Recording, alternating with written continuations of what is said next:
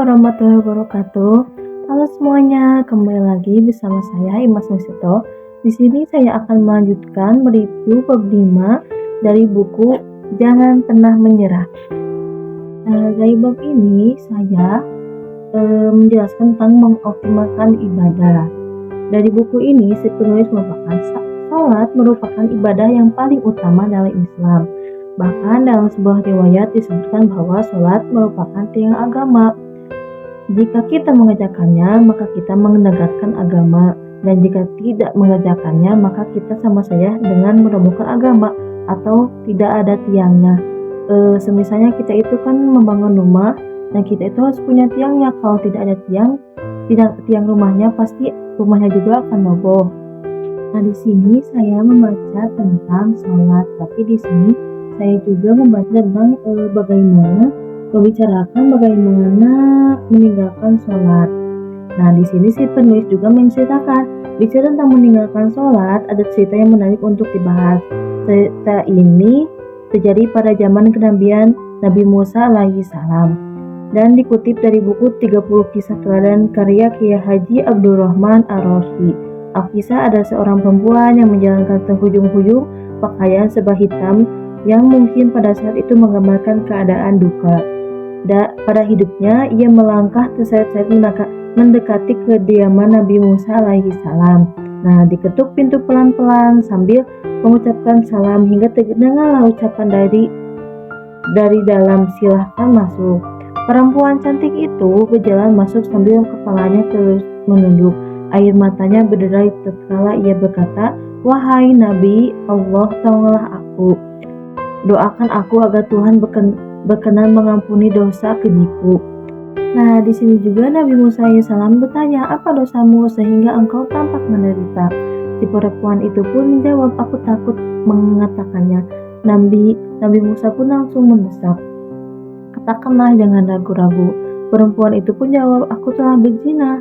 Nah, seketika kepala Nabi Musa AS terangkat dan hatinya tersentak. Dan di sini juga penulis menjelaskan juga perempuan itu meneruskan, "Dari perzinahan itu aku hamil, setelah anak itu lahir langsung aku cekik lehernya sampai tewas." Nah, di sini Nabi Musa AS pun sangat kecewa dan sangat marah gitu, sampai bilang perempuan bejat, kau dari sini agar disiksa oleh Allah Subhanahu wa taala, tidak jatuh ke dalam rumahku karena perbuatanmu, pergi, teriak Nabi Musa. Nah, perempuan itu semakin larut dalam dukanya, bagai kaca yang terbentur ke batu.